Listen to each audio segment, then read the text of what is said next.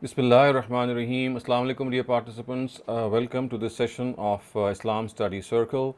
As per our format, we will be discussing some passages from the Quran and then from the Hadith, next from the Bible, and then we'll have a discussion on a relevant topic, and finally, the session will conclude with a Q&A segment. The Quranic verse that is going to be under discussion today, or group of verses, I would say, they are from 14 to 17. This is Surah number 87, Surah Ala. The words are قَدْ أَفْلَحَ مَنْ تَزَكَّى وَذَكَرَ اسْمَ رَبِّهِ فَصَلَّى بَلْ تُؤْثِرُونَ الْحَيَاةَ الدُّنْيَا وَالْآخِرَةُ خَيْرٌ وَأَبْقَى. In the hereafter, successful shall be he who purified his soul and remembered his Lord's name, then prayed. No, in fact, you give preference to this worldly life, even though the life to come is better and more lasting. So, viewers, as you can clearly see that we have discussed this a number of times, that the basic objective of religion, and as such all directives of Islam, is purification of the soul. The Quran and Islam wants us that we have a purified soul, we have a life that is based on purity, not only individually but also collectively. So every directive of religion that you can find and understand and derive from the Quran has this sole objective, that directive is going to contribute in some way or the other to be a directive that makes you a purified individual, a purified soul.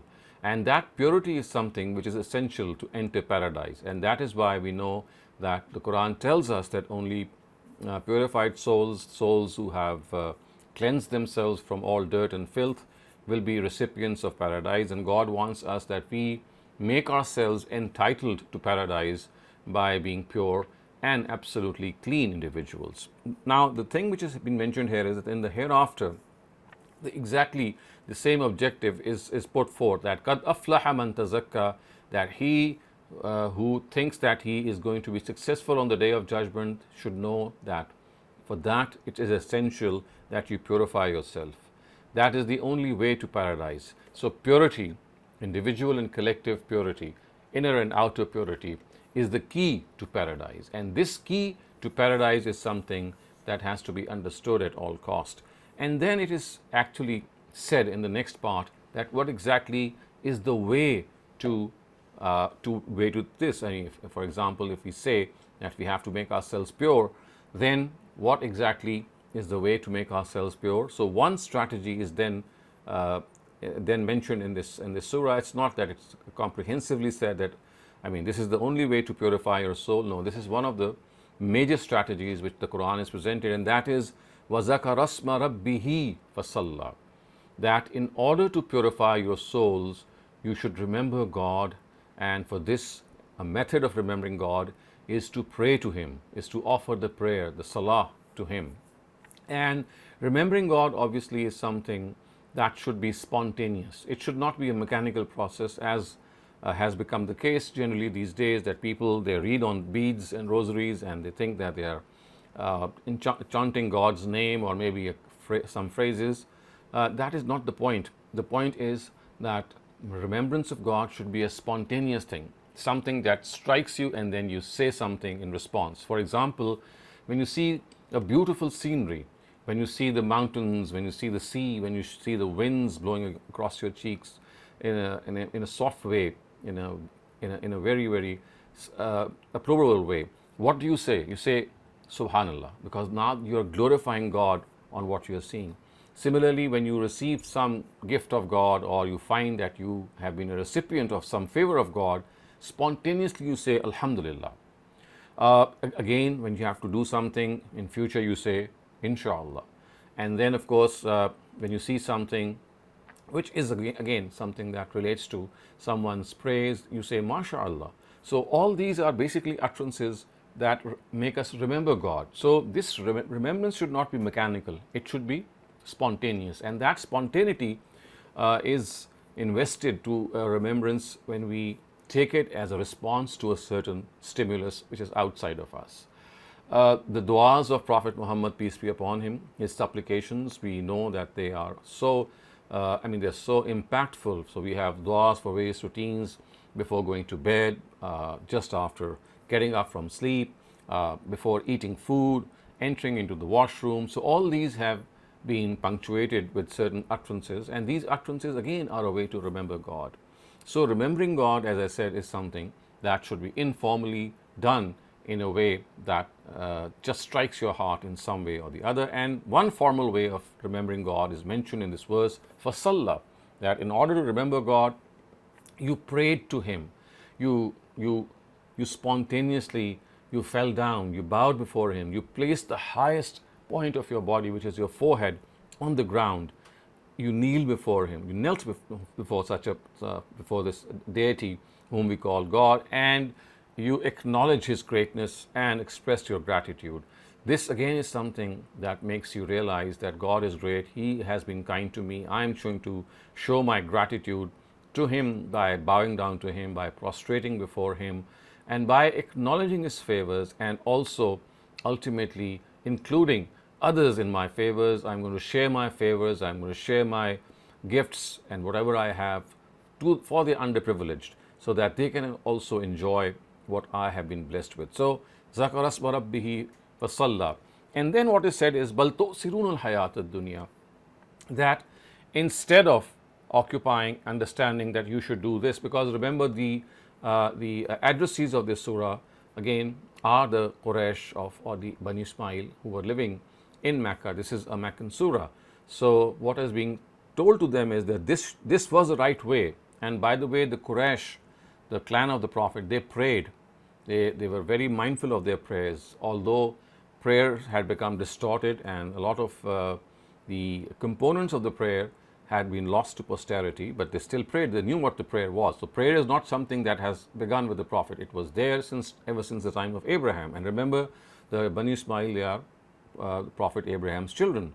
So they very well knew. So they are being told that if you have to really come up to the mark, then this is how you have to do it. But instead of doing this, what happens? بَلْ تُؤْثِرُونَ الْحَيَاةَ الدُّنْيَا. In fact, you give preference to this worldly life, even though the life to come is better and more lasting.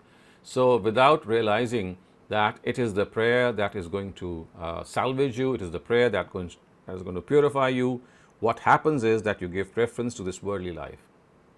And when you give preference to this worldly life, it means that whenever there is a clash between the requisites of this worldly life and the hereafter, whenever there is a clash, you actually succumb to the pleasures of this life and you sacrifice the requisites and the demands of the life hereafter.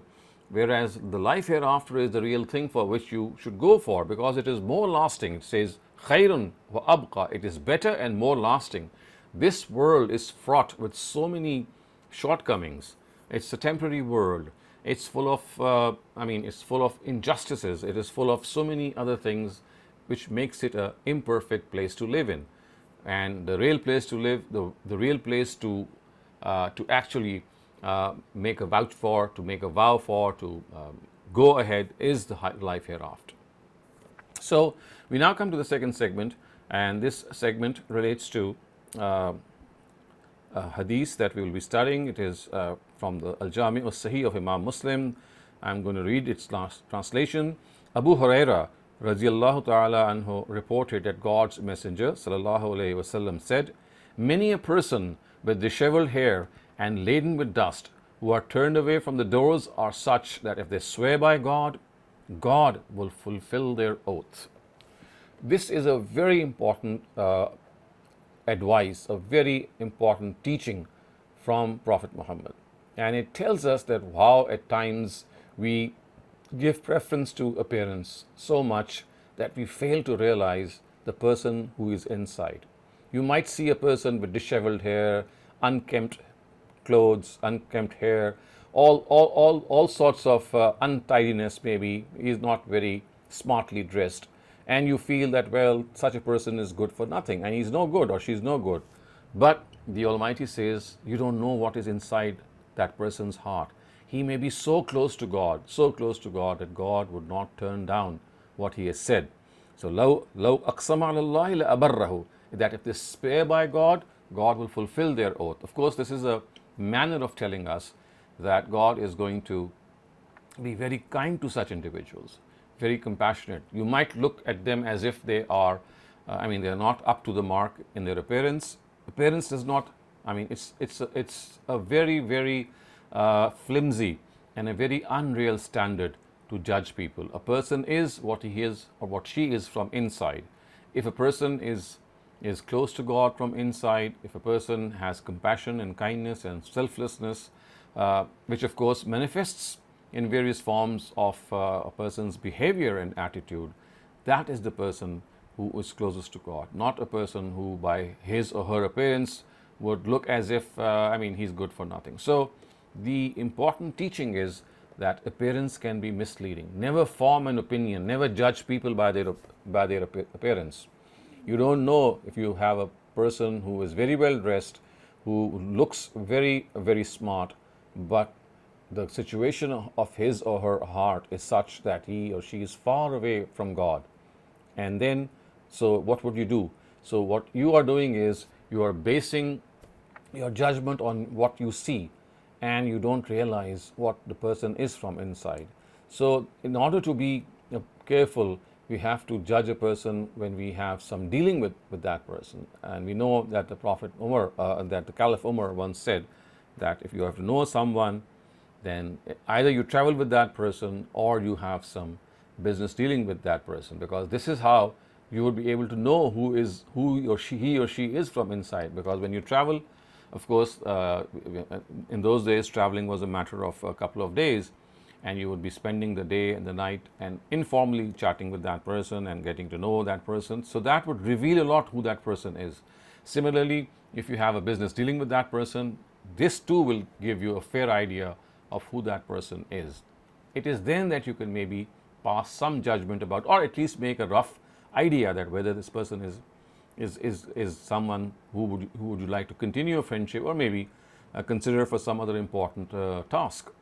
But as I said, the important thing, a very important thing, is that today the standard of the world has totally tilted towards appearance. Appearance becomes everything. And this is in particular the reason because of social media, show business, things which have glitz and glamour, all these things, I mean, they focus on one's appearance. They focus on the outside of a person, which might be very good, very pretty, very handsome, but we don't know that person from inside. So we have to be extremely careful. And as I said, vice versa, don't dismiss a person if you see that person in a different form that you would accept. If he or she is not dressed the way you would like a normal person to be dressed, that should not be a reason to pass a judgment or maybe turn down that person and maybe cut yourself off from that person. So a very important advice. We now go on to the third segment, and this segment is it's actually two verses from the Bible. These verses have been taken from the book of Proverbs. This was a book that has been revealed to the Prophet Solomon, who is the son of David, peace be upon them. So the words are, "My son, give ear to the training of your father, and do not give up the teaching of your mother. For there shall be a crown of grace for your head, and chain ornaments about your neck." Again, something said with the depth of one's heart, and a lot of experience is reflecting that as when you are doing something, remember it is of foremost importance to rely on the wisdom of other people, and we should not invent the wheel ab initio. Things that have already been experienced are the ones that we should benefit from without actually going into that experience, because other people have experienced them. And there's no better a well-wisher who has full experience of things than our own parents. So that is why it is said, give ear to the training of your father, and do not give up the teaching of your mother.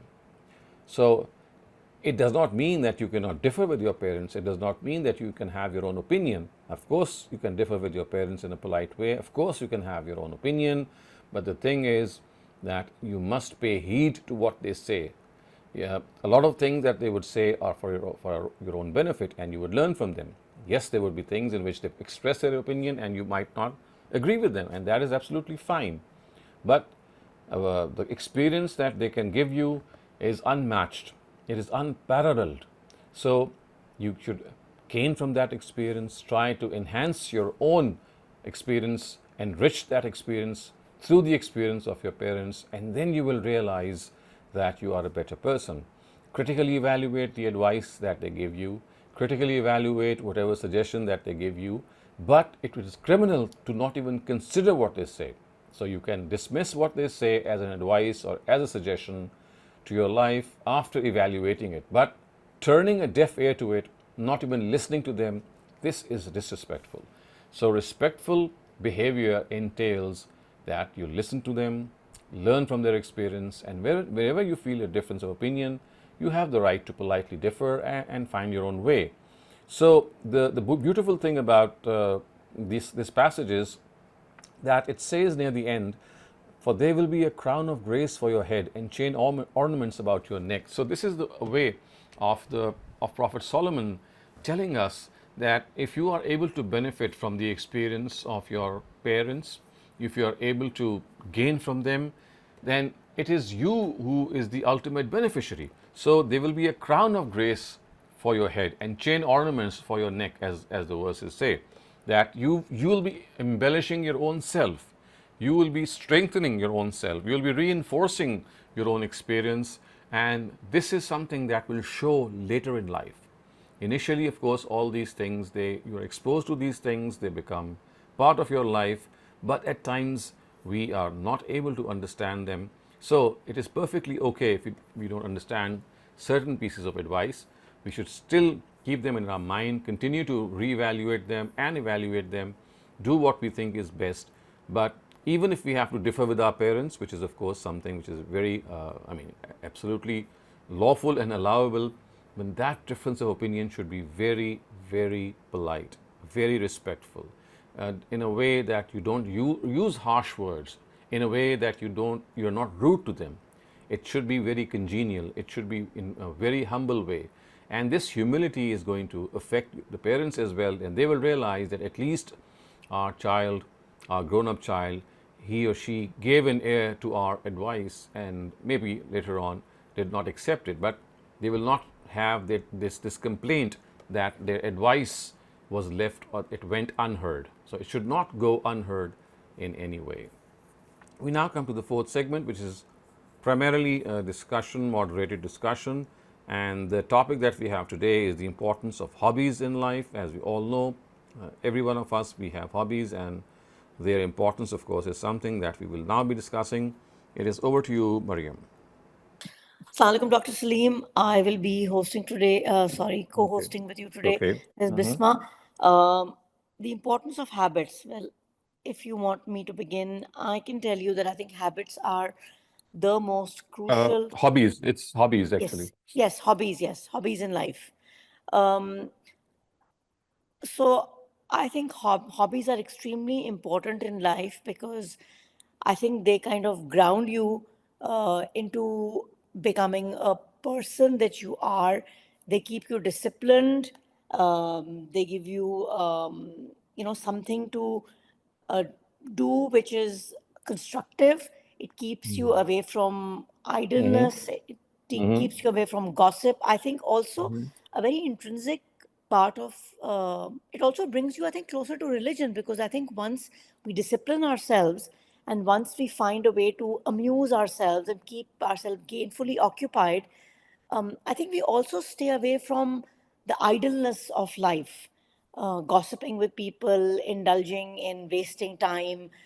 Correct. Um, so I think that is very important personally. Plus, I think it's very important because it makes you a person who's not constantly dependent on people. If you don't have habits, then you're always seeking to reach out to people and ideally spend time with them. You indulge in just wasting time. So I think you know, I think it makes you feel um, good about yourself. It gives you positive, feelings about yourself. Obviously, because when you have hobbies, you also um, do things which are, uh, you know, which make you feel like you've achieved something. If you've read a book, you set a goal to, if you like Mm. playing sports, then it makes you healthy. If you like, any kind of a work that you do with your hands, like, knitting or Mm. embroidery, it gives you a sense of accomplishment. So I feel it's very important, and I think it's very important also because it helps me spend time with myself, away from indulging in what I should not be doing. And plus, I also feel, in today's world where hobbies are suddenly becoming obsolete because of phones and because of Hmm. people don't feel that they feel they're just occupied by looking at their screen. Hmm. Um, I feel it's a greater sense of accomplishment, especially for me. So that's how Mhm. I feel. If Thank you, anybody Bisma. else, Yeah. absolutely. Siddiqa, I see that your hand is raised. If you want to, Yes. answer, join the. Assalamu alaikum. Walaikum assalam. So I have a couple, maybe more than a couple points. I feel that engaging in hobbies, it relieves stress and it hopefully brings peace to the heart. So when you do something that you love and you Mhm. enjoy, then you can actually create a moment of gratitude and reflection and give you sort of a purpose as well. Um, Also, like when we do a hobby, sometimes we kind of pursue our talent or passion, and it could be like writing, cooking, etc. And these are actually talents given by the Almighty. Hmm. If you're playing a sport or cooking really well, so this kind of gives us a chance to honor the trust that Allah placed in us when He gave Hmm. us those abilities. It also helps us grow, right? So because if we don't have a hobby, then we're sort of just on a one track. Maybe we're running a house or maybe we're working, but then it kind of gives us more of a personal growth in other directions as well. And the other thing, the last thing, it also, we get to involve other people sometimes Hmm. when because Correct. you can spread the joy and you can make more connections and then hopefully foster a community of kindness and share joy and etc. Hmm. And one So more if I thing, ask sorry. you, Siddiqa, okay, what are your own hobbies? How would you enlist your own hobbies? So I really love this is a funny thing to say, but I'm a teacher, right? And I love doing pro bono classes. I feel like it's such a passion for me. Teaching was always a passion Hmm. for me growing up, and when I do that, I actually feel that I become a better teacher in my actual job as well. Hmm. Um, Correct. Non-professionally speaking, I love going for walks. I think I can never have a long enough walk. I love exploring. I live in a beautiful country, subhanallah. Canada is it's so beautiful and it has such a variety of landscapes that Hmm. I love exploring by walking. But I Thank wanted to you. say one more thing. One more thing Please. was Yes. Yes. living in a country where we're surrounded by so many other faiths, then when we do a hobby and we spread our talent or passion, then we're kind of also being present as a representative of our deen as well, and showing Hmm. them that this is Hmm. also what we do because we have this stereotype that we don't do much other than Hmm. just deen stuff. So it kind of lets us Hmm. be present, representing ourselves as a Muslim as well. Correct. Thank you for sharing. Thank you.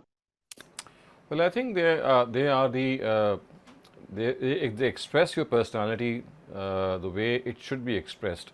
These hobbies, they are a reflection of your inner self, and you see, the only thing is that at times these hobbies, they have a very potent, I would say, potential, and that automatically manifests itself outside of you.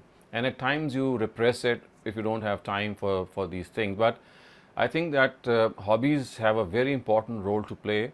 And first of all, they express your personality, they give you an idea of the talents that you have.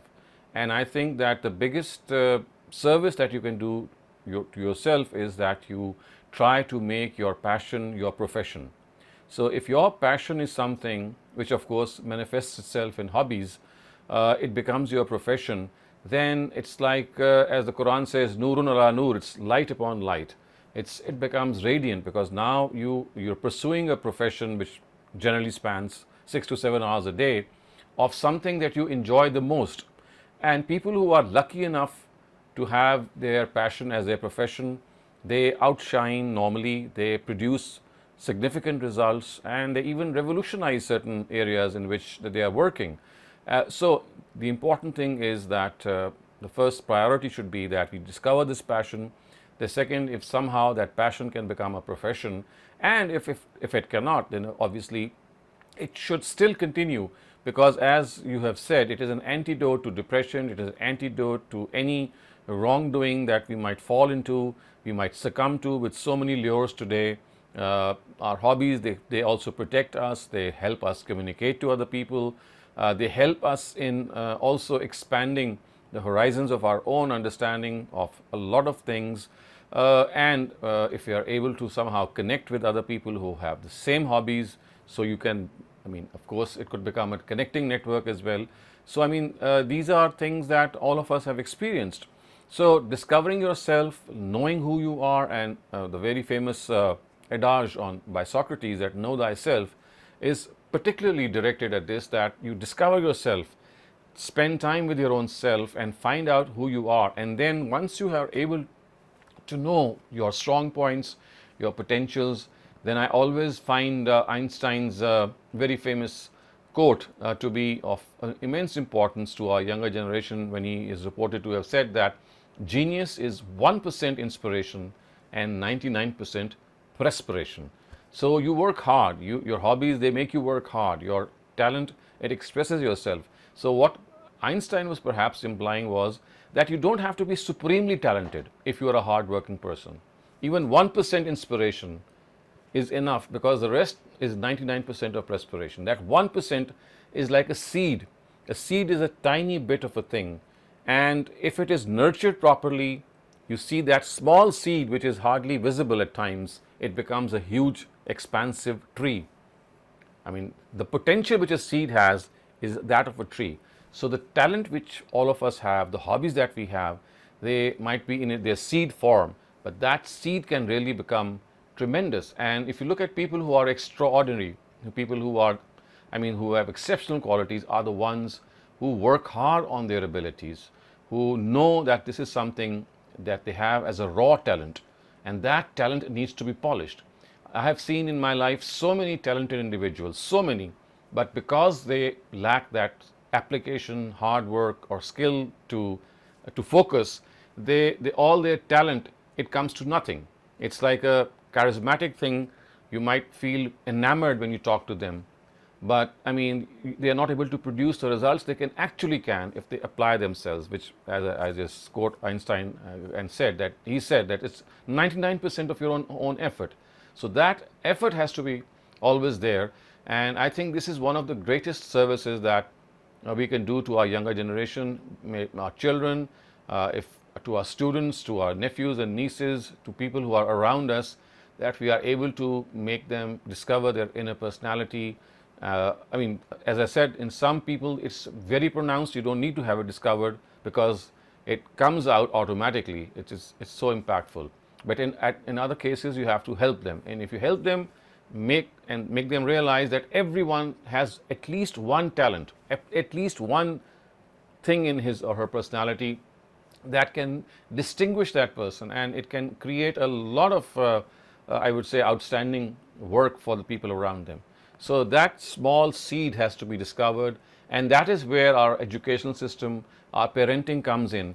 And I do feel that around the world there is still a lot to be done in terms of parenting, in terms of our educational system, in which this seed of talent in every single individual should be discovered and put to use. And precisely for this reason, we can see that a lot of our schools and our universities and colleges, they have these co-curricular and extracurricular activities. So these basically are meant to stimulate the talent people have, and then of course pick and choose, so that they are able to not only enjoy life but also contribute to their own lot. Thank you so much, Dr. Saleem. That was so wise. I also feel that, just that I think discipline also is a very, very, as you said, it's 99% perspiration. So that also actually tells you that being disciplined about something, even if you're not being able to master it, and even if you're just, average at it, you will certainly improve if you stick to discipline. I think discipline also actually at the end of the day becomes a hobby, because, as Siddiqa also said that, I think hobbies also reduce stress. I think, and discipline also reduces stress. So I sometimes feel that, Yes. we just don't take the time anymore to focus on things because our focus has become so small. That's why I feel that lacking of this particular aspect of our personality is what's adding to the stress. I think, especially in the Western world now. I think it's also moving to the Eastern societies now. Yes, absolutely. Noshad Shavkat Saab, please, I see that your hand is raised if you want to say something. Yes, thank you, Bisma, and thank you, Siddiqa, for pointing out such lovely things. I would just like to go a little back in time when we had hobbies like collecting stamps, collecting flags, also people collecting matches from different countries, and having pen pals, writing to people from different countries without knowing them, getting their address or something. Those things have now almost disappeared.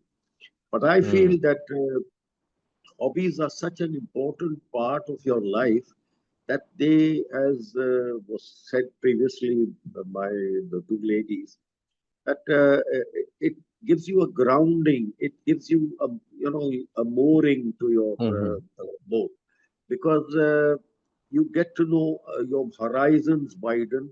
You get to know about other people if you are following certain hobbies. Also, reading is an excellent hobby, which I think, unfortunately, because of the small screens that we have now, has almost disappeared. But even the present day internet, I think, is carries with it an opportunity to pursue habits like geography, for example, looking at maps of different countries, trying to find out where which city is, which is north, which is south, which is. If we inculcate these things in our kids of today, I think it will not only give them focus, but also enhance their understanding of our surroundings, which I think is an important part of hobbies. Because hobbies, gardening, even gardening, there are many people who have gardens, they indulge in gardening, is an excellent hobby. Release stress, brings you inner peace, and as Siddhika said, brings you close to religion also. I think that we must, at the present moment, inculcate habits that are you can't do away with the internet now. You can't ask a child not to use the internet. He's ultimately going to use it anyhow. He'll need it for school, he'll need it for his education or whatever. But within the internet, I keep telling my children that if I had the facilities that they are having about gaining knowledge through the internet, I would have done at least 5 PhDs in my life. But then we need to tell our younger kids that there are better things to do than just to go on Facebook or watch TikTok or tweet on Twitter. So my feeling is that hobbies are essential. They keep us human. They and quotation that you gave of Einstein, it's been put another way also, that big shots are those small shots who keep firing incessantly. If they keep firing incessantly, they'll become big shots. Big So that shots. is my view, Dr. Sab. Thank you very Yes, thank much. you. Thank you very Thank you. much for sharing these beautiful words. Thank you so much, Noshad Saab. Akram Bhatti Saab, please speak your mind. Assalamu alaikum. Well, So when I was young, I used to collect stamps, but then I gave up after that, and now my idle time I spent reading books, and I like politics. I like history and stuff. So I love different cultures. So I read about cultures, I read right. about history, and I learn a lot from history. And lately, for last 15, 20 years, I've included my religious books with it. Then also I do not, I like read comparative study. Like I read Bible. I have three different type of Bibles, and then two, three books of good books of Sirah and Quran. So I spend my time when I have some time studying and I like to read books holding in my hand, not internet. But lately, because of maybe eyesight, or I have started using the internet because some books are have very small fonts, so it's hard to read. So, but I still love to read book by. I have so many books that I have not even gotten to it. So that's my hobby. That when I, not much, so I read Right. different books, especially culture and history and Right. like that. That's very well taken. Thank you. One thing that I'd like to comment on, as Naushad Saab has also pointed this out, you see, at times the hobbies that our children have, they are more of addictions, and they become addictions. I mean, sport becomes an addiction. So many other things when you go, I mean, you leave everything aside and you go into something so that you have no other obligation in your mind, then you become an addict, and there are so many things that can make you an addict. I think one of the important things that we have to realize that today's children, as was just pointed out, you just cannot snatch away their cell phones or their gadgets, or create barriers for their activity. I think the right way, if you have to mold a child or even an adult, if you think that the hobbies that he or she is undertaking, they are not healthy, then you see, you need to create a stronger hobby, like to divert the attention. So instead of stopping, it's better to divert. When you start to impose restrictions on today's children, which I see so many young parents doing, because they just don't have any other alternative, because they're so busy themselves that they are over strict. So I think it is here that parenting also comes into play. It should come into play, and you have to realize that if you have given birth to children, then it is your responsibility also to take care of their grooming as well and mentoring them. So grooming and mentoring children actually involves the fact that you give time to them, and when you see that they are falling into wrong habits, remember, so these are things that every child, as he or she grows up, will experience in life. It is like all of us did. And then slowly, as we realize certain things that were not right, with time, we gain this experience. So as parents, we have to realize that these healthy habits, these healthy hobbies are something that you can really help your child by diverting the attention, by creating other things, constructive things. I think I have pointed this out a number of times, that artwork and gadgets, especially if you look at the Japanese, the way they groom their children, they seldom have time for so many other things, because the projects that they do, they make from their hand, they create from their hands, are so many. And you see, when you create something, creativity is it's a big addiction itself. So when you start creating something, that is like diverting your attention to a more constructive hobby.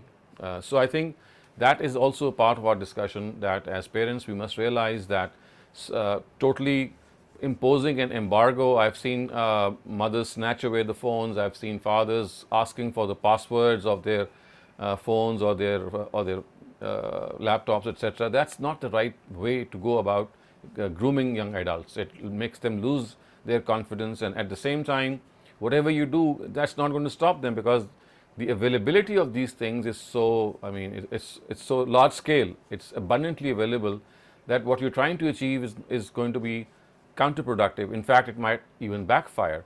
So parenting here has the challenge before parenting is that you create these alternatives, and also don't be ambitious that you would like to correct your children immediately. That's not going to happen.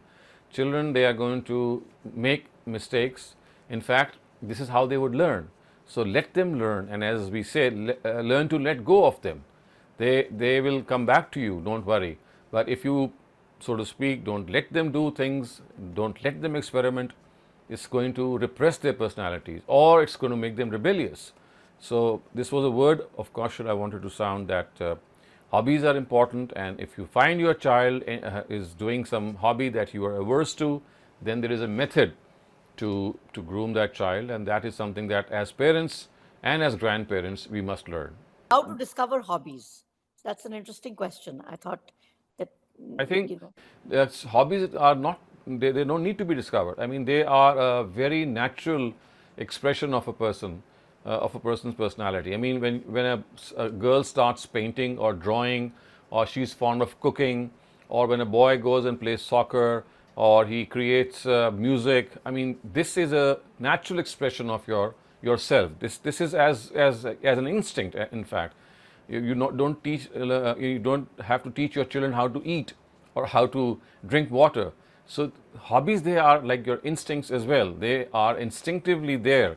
Yes, what happens is that at times these hobbies, I mean, a child becomes confused because of the environment that he or she might be living in, some of the personal preferences of the parents, which might, I mean, sort of create a confusion. Otherwise, they are such a natural expression of a person that any school going person, about that person and the way he or she spends the time that you are, I mean, free to your own selves there, is the time that you'll be able to see what those hobbies are. And yes, in some personalities which are strong personalities, the hobbies are, I mean, absolutely, I mean, they are blatant. You cannot miss them. And in others, the expression is a little weak.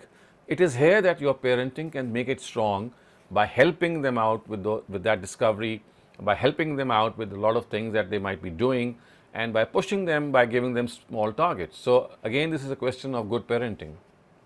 also, Dr. Saleem, I was thinking to answer this question that maybe for some people, they don't know how to figure out how they want to have a hobby. Maybe they can start reflecting, how they spend their time.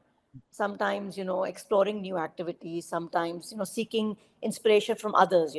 If you go somewhere and you feel that somebody plays an instrument very well and you really enjoy listening to someone, maybe, join a club where, you feel that if people are, get. I mean, you can't miss you see, a hobby is something that is a part of your person. You just can't miss it. The only thing is that at times parents, they get apprehensive, so you just cannot miss it. You can see your child likes a pet. You can see that your child likes some sport. You can see that he is into AI or maybe IT or maybe some gadgets. So you see, I mean, this is just a question of observing your child and guiding your child, that how best you can avail this opportunity. Sometimes, Dr. Seema, I also feel that, especially as parents,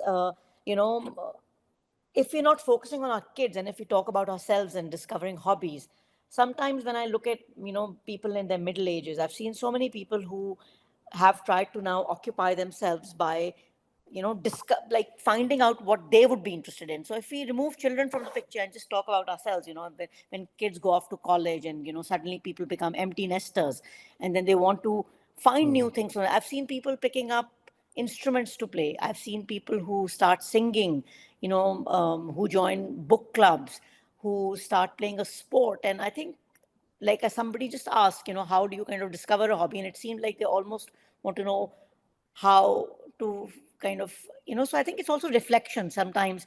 And as I think the best thing that Siddiqa said, I felt that it reduces a lot of stress.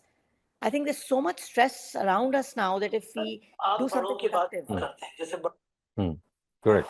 So I feel that sometimes, so, that's what I think one person had asked, that how do you discover a hobby? So I think basically it's just reflection.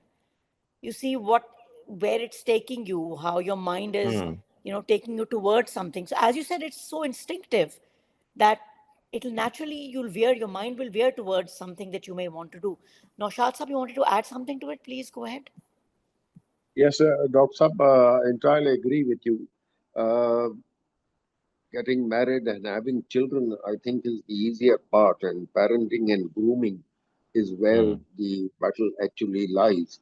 And as I said earlier too, that with these modern developments, we can still mold a child to adopt hobbies that are ultimately going to benefit him. I'll give a personal example.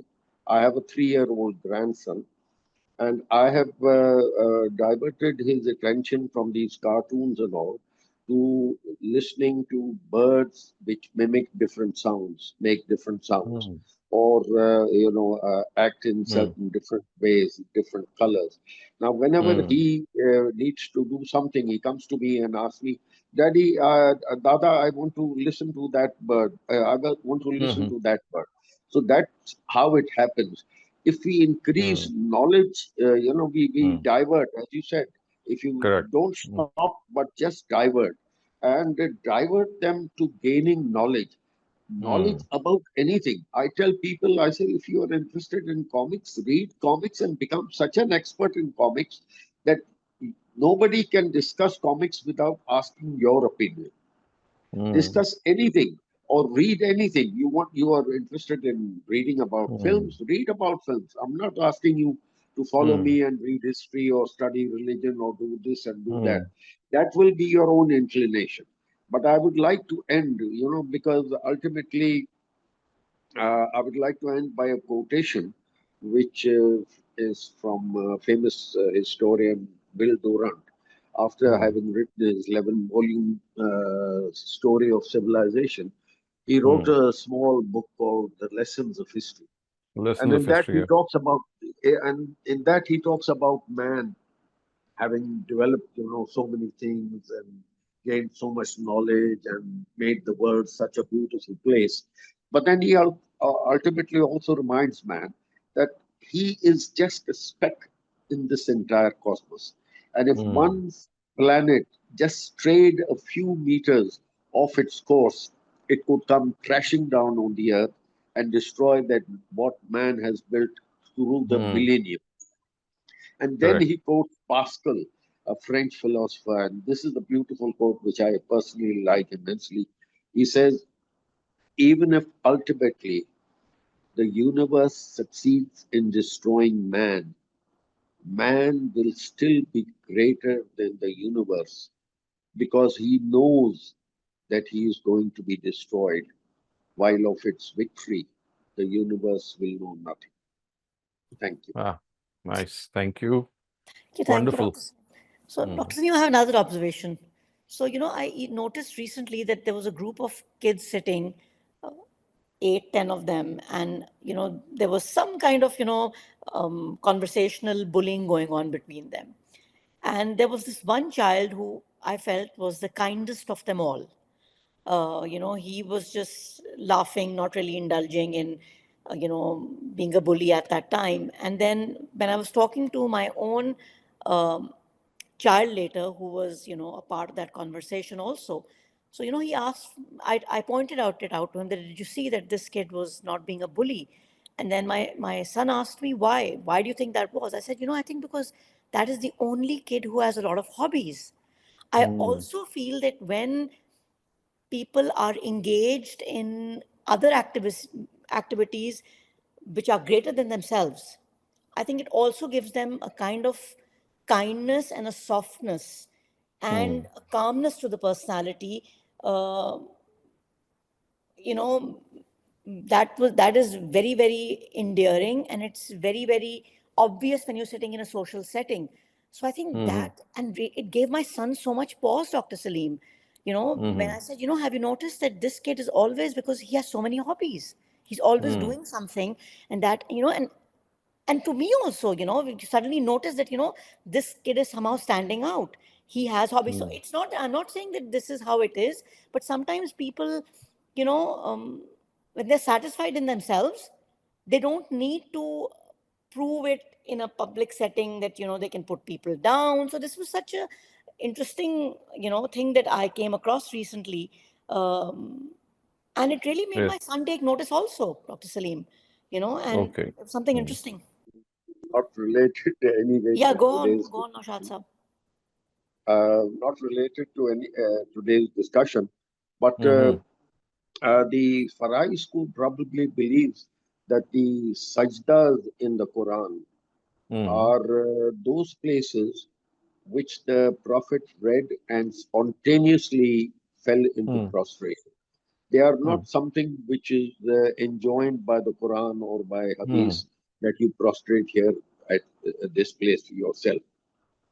But while reading Maududi Saab's commentary on Surah Najm, he states that certain Sahabi said that when the Prophet recited the surah to the Meccan hypocrites there, uh, and at the end it says this is probably the first sajda according to the traditional scholars in Surah Najm at the end, when he said that when the surah says that fall in prostration before your Lord, for the glory that is Rasulullah. with. Yes. Yes.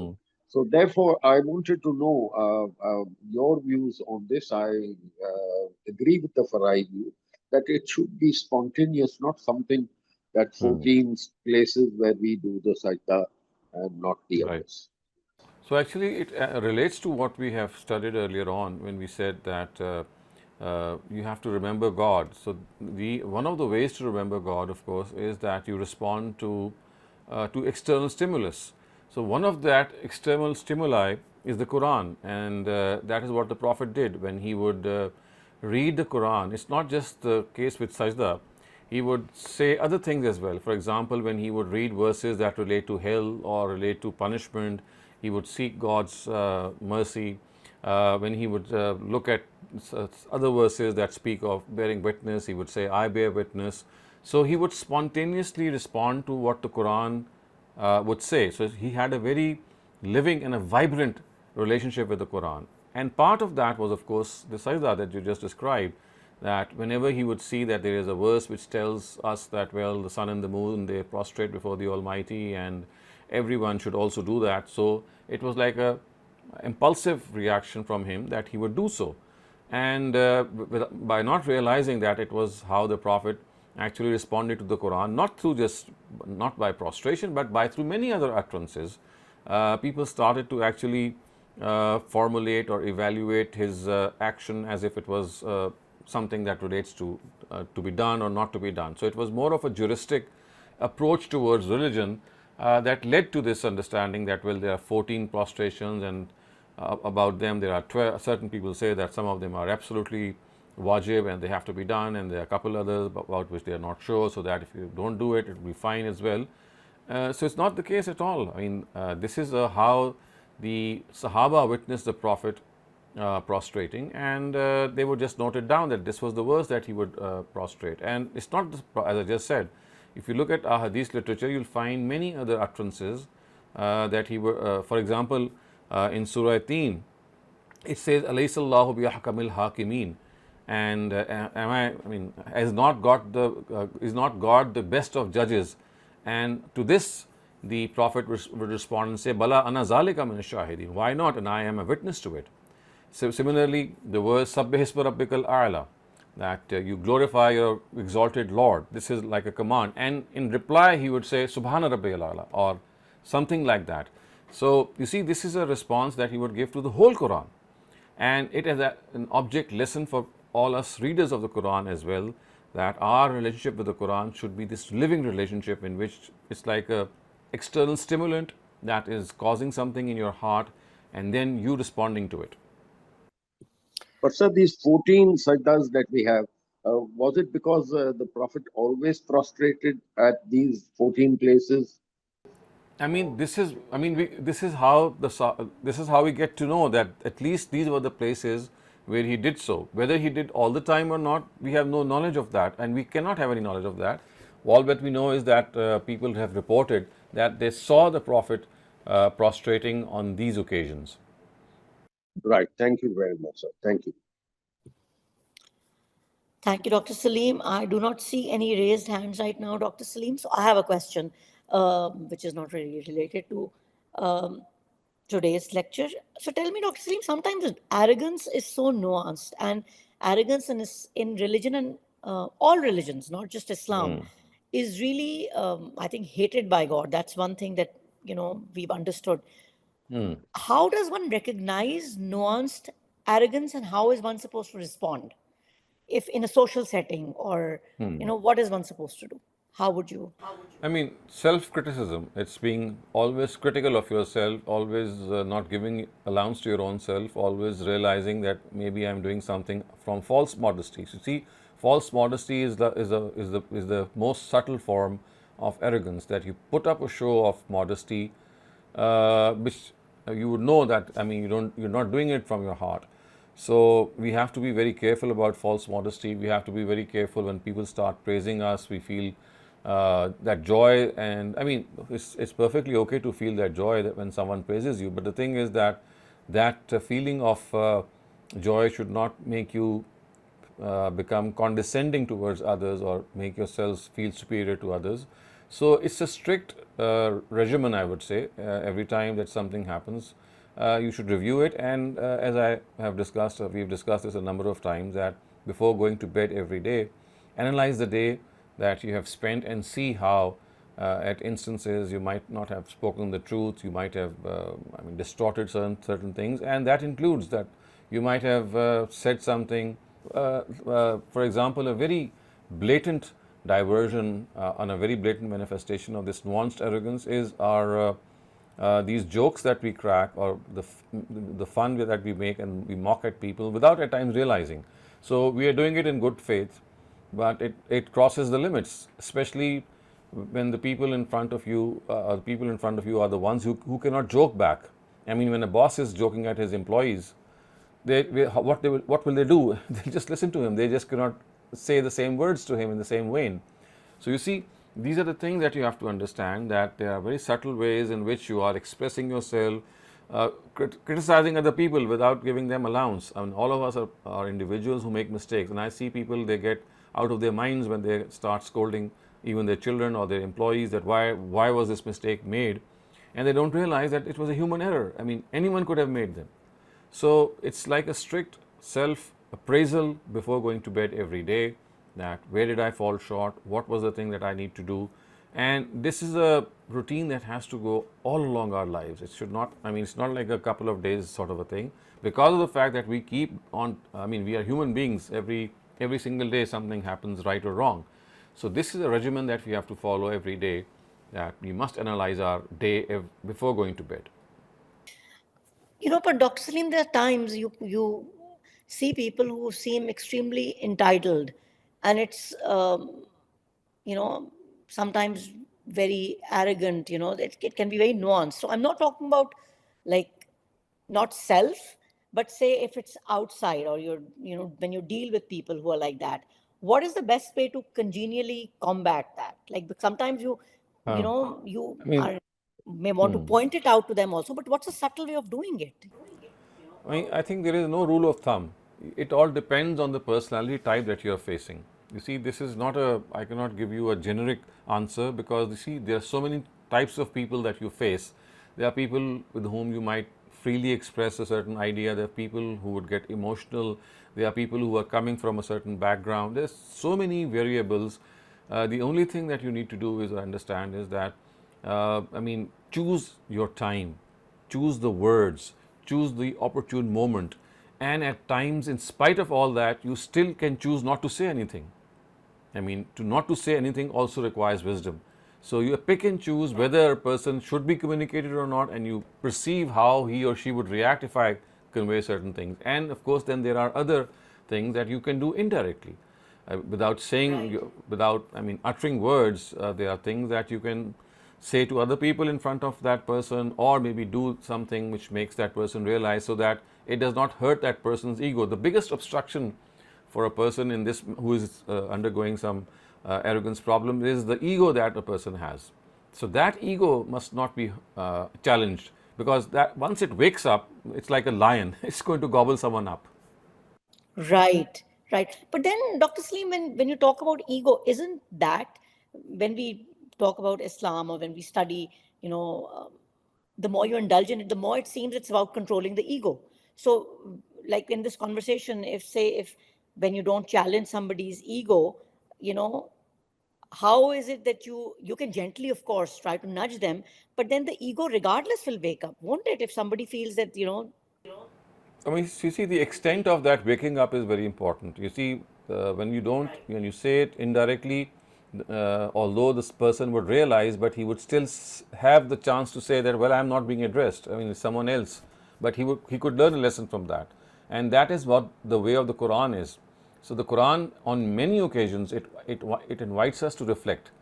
And it would just say that there are signs in this. There for men of insight, for people of insight, if they just reflect. So you see, indirect reasoning, it always produces the quest in a person. Direct reasoning, especially, it can create that ego problem, it can create a reaction, and there are so many other things. So it's best that you pick and choose your moment, pick and choose the person, and at times just choose to stay quiet. Right.